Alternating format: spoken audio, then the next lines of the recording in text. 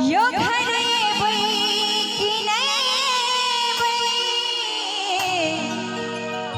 एमे गो पत्नी कह रहल छथिन अपन पति से कि एहि बेर दुर्गा पूजा में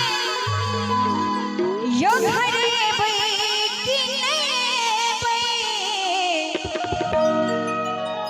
यो सजना आए बैठी नहीं यो सजना आए बैठी नहीं दुर्गा पूजा घरे बैठी दुर्गा पूजा घरे बैठी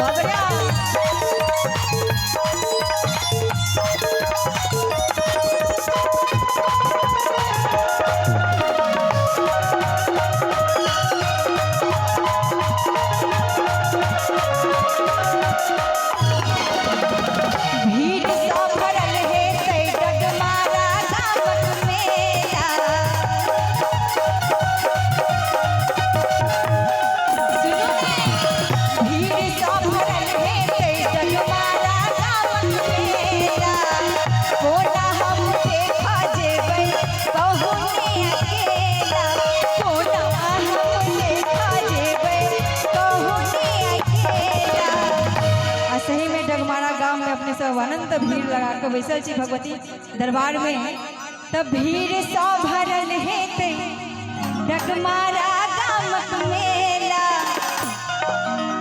यो कोना हम देखा जेबै कहूनी अकेला और की बात हमर जुनी मानो नहीं त बात में पछतेबै बात हमर जुनी मानो नहीं त बात में पछतेबै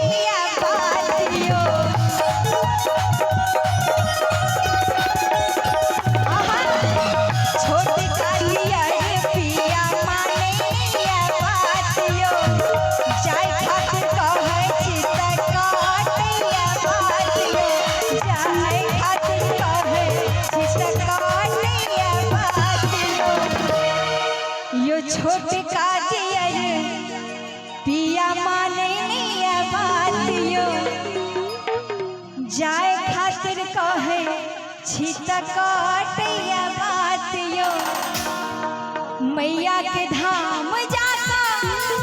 अरे ताली हो जाता। मैया के धाम जाता ललसा कहिया पुरे मैया के धाम जाता ललसा पुरे। एक बार हम सब कहीं बजा दी ताली। क्या बात है। एक बार हम सब कहीं बजे भी ताली। आ मैं बहन अहाँ सब तो नहीं सुनै छै ना कहीं बजा दियो हम सब। या सजना हाय